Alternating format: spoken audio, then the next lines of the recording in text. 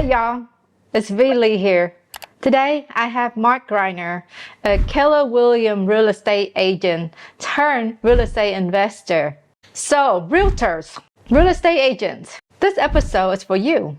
Join in as Marc shares his journey on becoming a real estate investor and decide for yourself. Is it better to be a real estate agent or a real estate investor? I can tell you that both Marc and I are real estate investor and agents.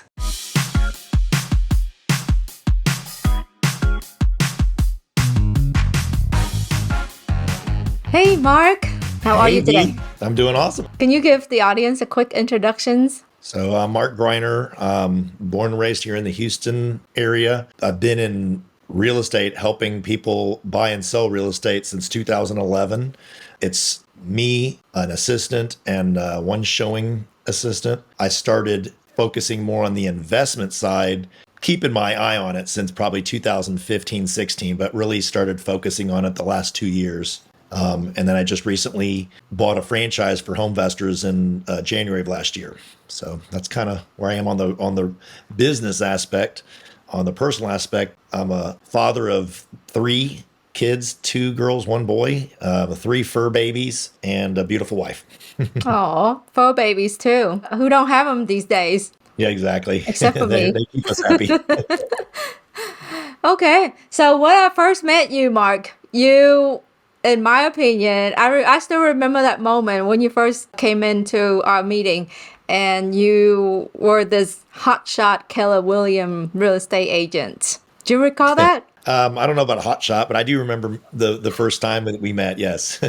So to me, whenever we deal with real estate agents and they deal with investors, I feel like most agents, and that may have changed in today's world, right? But for a long time, many agents were very negative towards real estate investor. Yeah, I think even myself probably early on, as a realtor, I was open to opportunities, but at the same token, the typical investor, I would be doing a lot more output of work in my mind, with less compensation. So I probably didn't focus on it as much as I probably should have, and to learn. Obviously now it's a different mindset. But at the time, though, let's go back in time, right?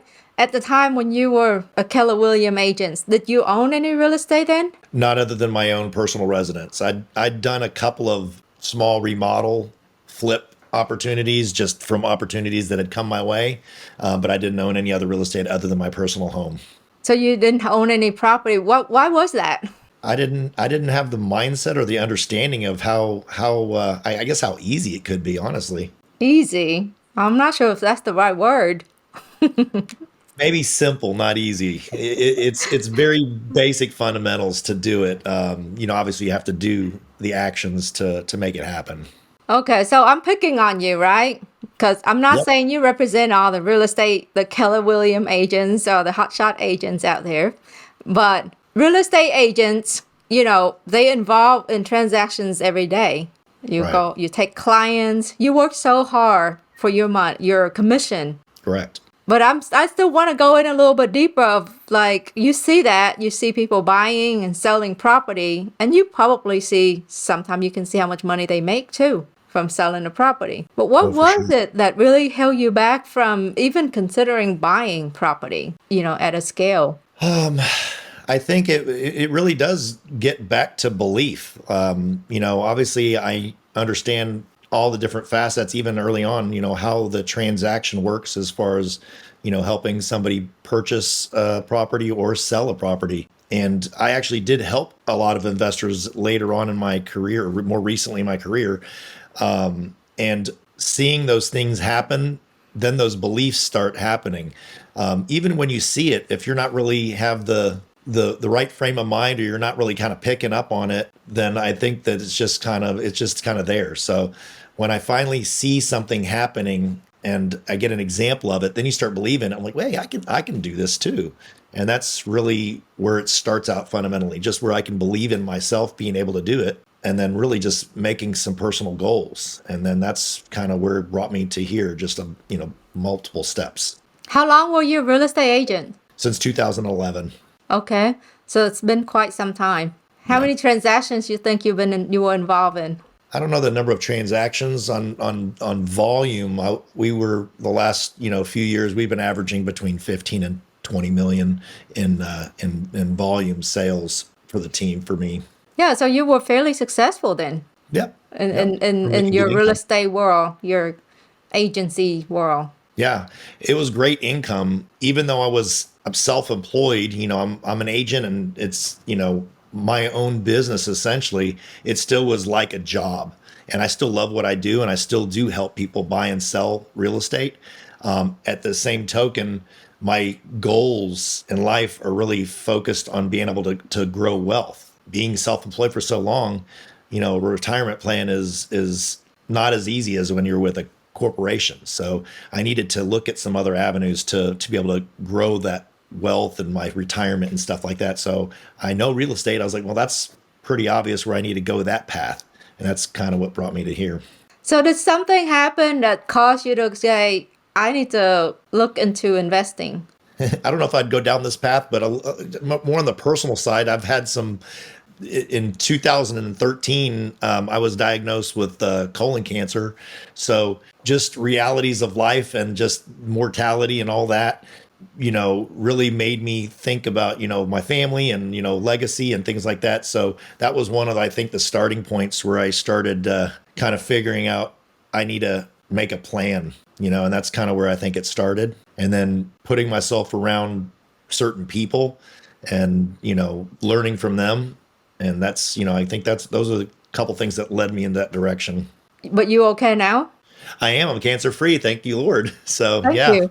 You're such a happy-go-lucky person that I never thought you had gone through something like that. Yeah. And in fact, even when I was going through that, I never really used the word cancer, especially to my kids or anything. I didn't ever want to claim it. So I was always focusing on the positives. I definitely went through struggles, and my wife was strong and helped me out. And but I did keep a focus on my positive side, and knowing that that hopefully I'll be here, and and thank God, obviously I am. So definitely worked out. You guys in the audience don't know Mark like I do. He's pretty easygoing, pretty happy all the time, but I think he's a little bit tense right now. So maybe Mark need a shot of tequila or something.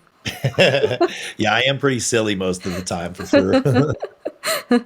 Well, but that's a very dramatic change, and it does. I think when we go through changes like that, it make us think of our purpose differently, Oh yeah.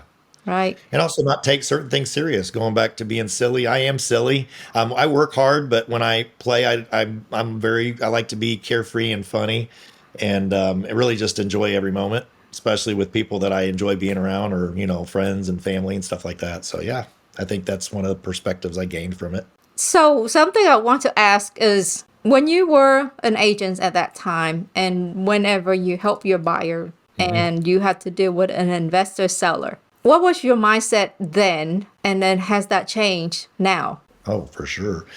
It's a great question. So looking backwards, I think, ultimately my goal is always to kind of, and my natural goal is always to kind of help people or make something better.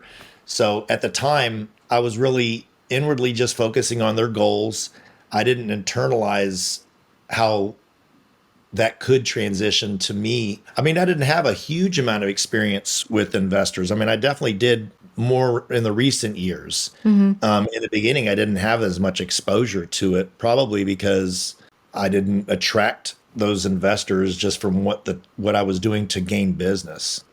So most of my business early on was more retail, was personal, like their homes, they were going to be living in or selling to get another home. So I was really more focused on that. Later on, I started, expanding opportunities and learning and meeting people that were more of an investor side. So I didn't really have a lot of experience. I guess I don't know what my mindset would have been early on, just because I wasn't exposed to it as much. Okay, so now fast forward. Tell us about life on this side. Super happy that I actually did put some focus into the investing. So just since January of last year, I've added 10 rental properties onto my portfolio, which is phenomenal. So now you're a millionaire on paper. On paper, yes, definitely. And the coolest thing about it is learning from the people that I surround myself with, and just, just kind of reaching out and doing a lot of work. A lot of that stuff was done with sweat equity. So, we purchase a property and we, found a solution or cleaned it up or, improved the property and then leased it out. And then I refinanced back out to where I literally had very little to no money out of my own personal cash at the end of the day. Properties are still cash flowing really nicely. And then on top of that, I've got a nice amount of equity in there. So that's been the reason why it's been so easy to grow that quickly, in such a short period of time. Okay, so when you say easy, let's talk about that. Define easy. This episode is brought to you by Buzz Vacation Rentals, a premier property management company in Houston and Galveston. Give Buzz a call today if you need help in managing your short-term and vacation rental properties at 281-549-8432 or visit their website at buzzvacationsrentals.com. Now back to the Real Estate Baller Show. Yeah. So easy means I have a specific, I know where I'm looking for. I know what the market is. I know what what it should be, I think, is just, I guess, from the knowledge of knowing where it needs to be and having a plan. And then if I have that plan, it really is just following through the steps to achieve it. I think that's really what I mean by easy. It's really systematic for me. What was the most shocking thing you learned when you actually went and bought your investment properties? How some people can live, honestly. I mean, some of these properties are pretty, pretty messed up, which I love because it's the opportunity in those. I thought you were going to say how low you can buy the properties for. Oh, that too. You definitely can buy the properties very low too. Yes, that's the beauty about being an investor, right? Exactly. That's for sure. And you get to add another zeros to your profit. Instead of the 3% commissions, you may get 30% profit. Exactly. Yeah. So it's way more exciting working on this side of it just because the rewards are definitely greater for sure. Do you feel like you have to work harder now compared to before, or you were working harder before? I was working way harder before. I mean, I'm still doing that business, but I do think that this part of the business to me comes more easily. So I definitely feel like I'm working less hard now on this part of the business than I was, working through the systems of being just the traditional real estate agent. What are your biggest lessons learned in this journey? Well, definitely surround yourself with people that, are smarter than you or that know the things that you're trying to learn. I think that's one of the biggest things. I've always been looking for mentors or people to learn from. I've learned a lot from you, obviously. I've learned a lot from Eddie, and I think that that's the biggest thing is surrounding yourself around other successful people or other people that know what you're wanting to go. How do you find them? I mean, talk to people, look it up. We're in the wonderful world of the internet now. I mean, you can't find somebody, even if you can't talk to them in person, you can have a relationship with somebody, through online, communicate with them, ask questions, try to give them value. It's not like you just want to give and take. I'm always trying to figure out how I can help somebody else out, but don't be afraid to ask. If you don't ask, you don't get. So does that answer? Your advice is to surround yourself with good people. Oh, 100%, definitely. And what are good people in your book? What I consider a good person is how people make me feel when you leave a conversation or whatnot. If you have that easy feeling, then that's usually a pretty good thing. And when it comes to like mentorship, I like people that are real, less fakeness, I guess. I don't know how to put it, but basically if somebody is just true to the way they are, I don't care. I have some friends that I've been friends with for a very long time.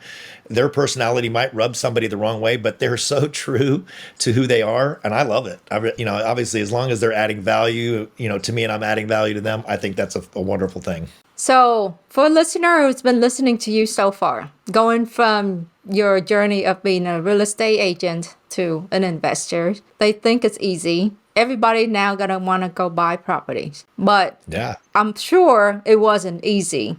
So share with us some of the challenges that you face when you first, make that transitions. Like the day you said, I'm going to go buy, Mark, going to go out and buy some properties today. Because I know your beginning wasn't all that rosy. You had... No, I mean, yeah. Like when I first started with Homevestors, in fact, I didn't buy a house for 3 months. So, and we're spending, obviously marketing dollars, advertising, and, going on appointments.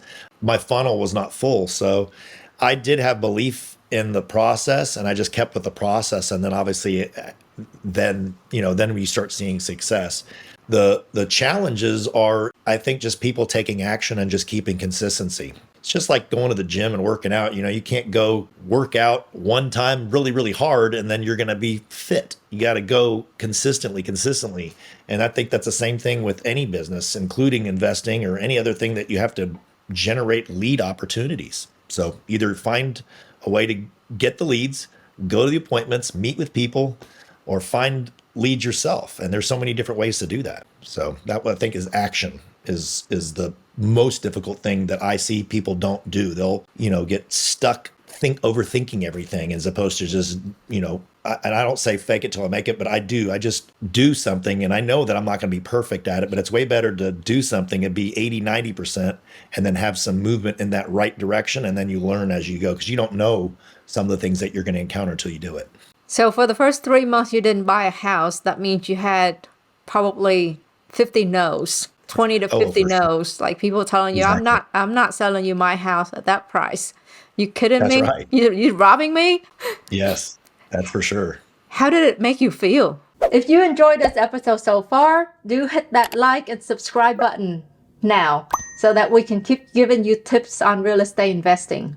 I felt more like I was getting these, your brain or your little voice inside your head is always, trying to, like, you got the yin and the yang. But I was obviously having some struggles thinking, am I able to do this or that kind of thing? Those kind of insecurities are coming into my play. At the same token, I wasn't taking them like they were saying no to me. It just didn't really, fit the situation. Some of it was my learning. Maybe I didn't, articulate it correctly. Some of it wasn't the right timing, or they weren't really the right type of person that I needed to deal with. So I didn't take it personally on that. It was more about my own, am I doing this correctly? Am I learning this right? So that was the struggle, I think. Well, I think that's already made you smarter than 60, 70, 80% of the newbies. Yeah. Yeah. I mean, definitely. Even in the real estate world, I've been part of our leadership program where we would train and, help people that are maybe new and just having questions. I was always an open book, and I was so surprised with so many people that would talk to me, and, they would ask, what to do, and you would just give them like a little basic thing to do. It could be something as simple as like making some phone call to somebody, just doing that one little action. And then the next time I talk with them, I was like, how's it going? Oh, and then there would be an excuse where they didn't do it. And most of the time that was the real reason why they're not seeing the success, because they're not any less smart or anything else. It's just literally just doing that little thing of action. So what's your plan with real estate investing? I want to continue going where I'm going right now. Obviously, continue scaling. I want to just keep doing. I mean, I'm super happy. I'm in a really great spot right now where I'm at and where I'm going. At some point, I would like to grow my team on the investment side, because it's really just me and an assistant. And I'd like to, help somebody else learn what we're doing and help them grow their, wealth and knowledge and share with that. I think it'd be a fun experience bringing somebody else on to do all those things. Well, by being here today, you are already helping. We don't know who's on the other end listening, and could be another Keller Williams agent. That's right. Yeah. I definitely would highly recommend moving that needle if you have any inclination to look into the investing side.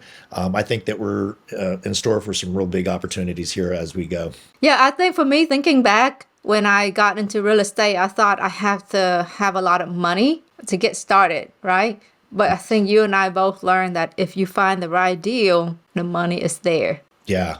In fact, I talk to so many people that do have money, and they're interested in doing what I'm doing, and they're thinking that I need money. But the thing is, I mean, realistically, the money is there. I mean, obviously we need money for the deals, but realistically, that is like the easiest hurdle to go through is the cash. Yeah, and it's easier to buy investment property than it is to buy your own homestead home. That is no lie. It's unbelievably But when easy. you get the government involved, everything gets complicated. That's for sure. Exactly. Okay, so share some funny moments since you became a real estate investor. I can remember just this week, I have an opportunity to go in a home, what they call a hoarder house, where it's like full of items. Uh-huh. And I actually brought my contractor with me, and we're going through this house, and I'm telling you, we are literally standing on just I don't even know what. I mean, I have my flashlight, but we're standing on things that are probably about 5 feet in the air just to crawl through this house. And I remember my head's hitting cobwebs and and I'm like thinking like this is so funny. I'm looking through this, stinky, nasty home, and me and Fernando are walking through this house, and I'm like, man, it's crazy, and it's a piece of junk home right now, but the opportunity is there. It's a great little area, and if I can secure this home and buy it or another home like this, and what I can transform it and bring it to a new family. I think that's so cool, but it's just so funny that I'm sitting there walking through this filth. I would never have done that before, to be honest with you. So it's pretty funny.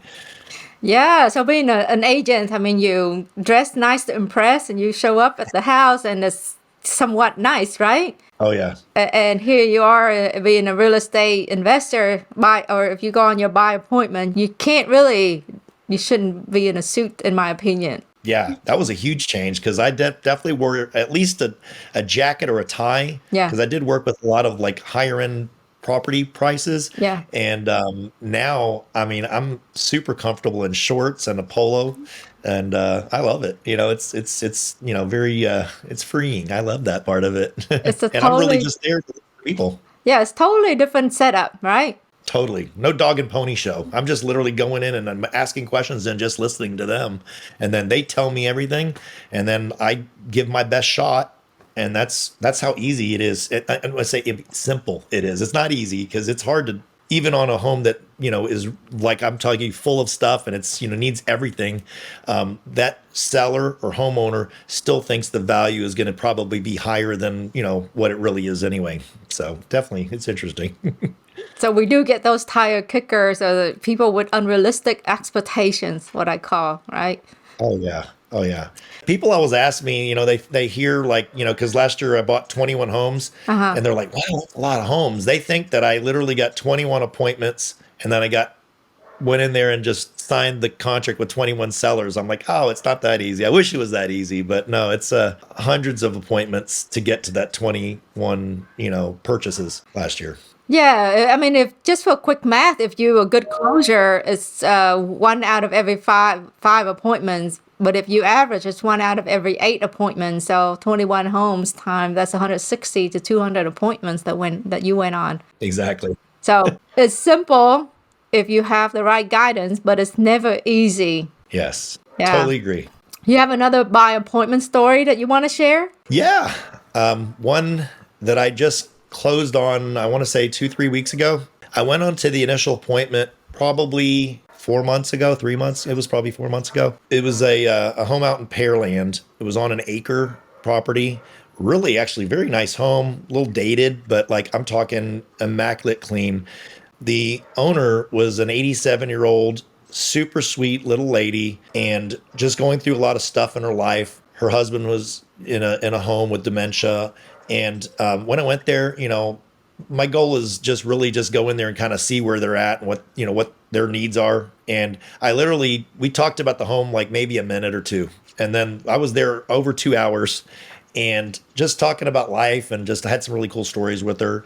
And basically didn't buy the home that time, but made an offer, told me she would follow up with me, but she really didn't know what to do because she wants to be at a place close to her husband. So, but there was nothing available. So anyway, long story short, I keep with my following up with her, just checking on her and all that good stuff.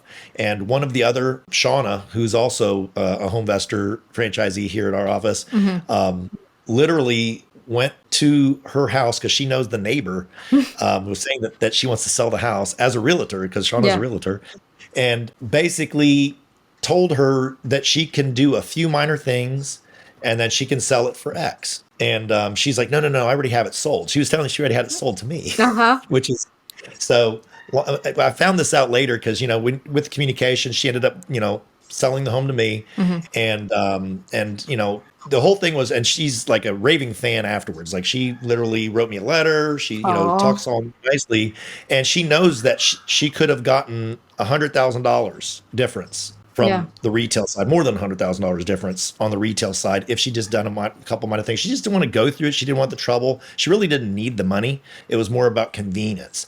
Even if I didn't buy the house, I had a great experience with this amazing woman. And then at the same token, I, you know, got to help her out, and I helped her through the whole process. And then, you know, obviously bought her home, and you know, everything worked out great. So that was a phenomenal story. So Well, thanks for sharing that story because I do also feel like we get misjudged by being real estate investors, that the world just think we go out and steal people money, but right, they don't realize the solution that we provide to people. You know, some people really need our help, and they don't want to go through that stress of putting their house on the market, you exactly. know? In fact, on my caller ID for my marketing call, the buy call number, on my caller ID it says help call. So like my subconscious would tie into that I'm there to help the people that are calling. Not everybody I can help, and I understand that. And at the same token, the ones that I can help, I'm very happy to do it. So I think that makes it really fun and helpful, and I can see what we transform a property into at the end of the day too. On top of that. Yeah. Okay. When you were a Keller Williams agent, give us general. You don't have to be specific. Like, what was your sale price per property average was at the time? About 500,000, 480,000 was the Okay. average sale price per home. So at that, and then your commission's 3%, so 15,000 thereabout, right? Okay. Right.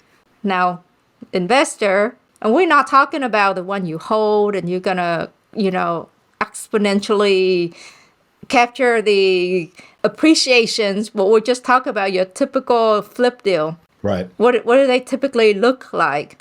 You know. Yeah, that's a great one. So they're all different types depending on the price point, but my personal goal, I really won't go through the challenges of putting in my money and closing on a property and doing all those things like that are needed with it unless I'm going to make a minimum of like $30,000 or 1% or 10% or higher, whichever of those numbers are higher. I do way better than that most of the time, but that's kind of like my bare minimum go to. So I feel like one deal, I could be a $150,000-$200,000, you know, after repair value, and I'm still making what I would make if I sold a home for $1 million.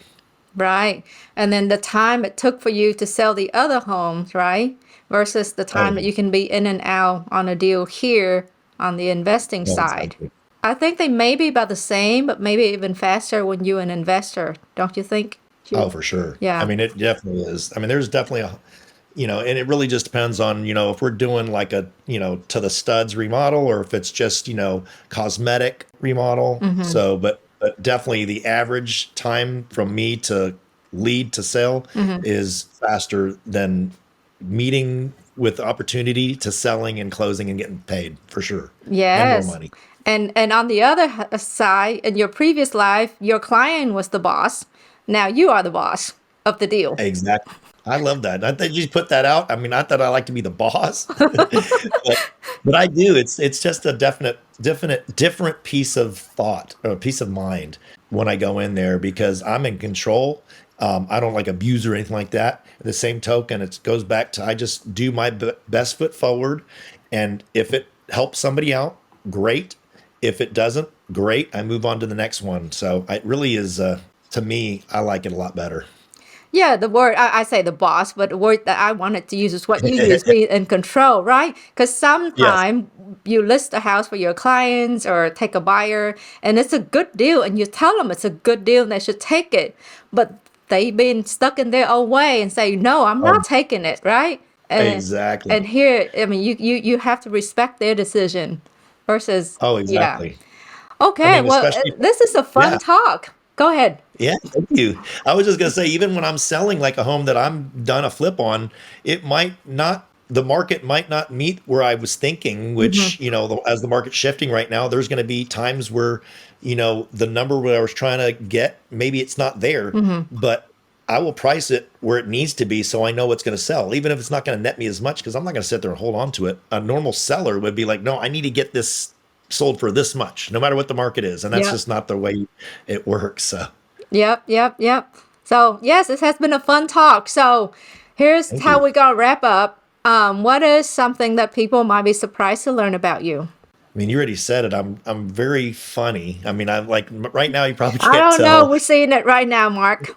I don't know. But, I get so many comments like you look kind of like Robin Williams or whatever, but they say it sometimes I'm acting like it. Like one of my good friend's daughters, she's like 19 or 20. She calls me Will Ferrell, like as a joke, because I'm always so silly. So I think that's something I guess people would find surprising.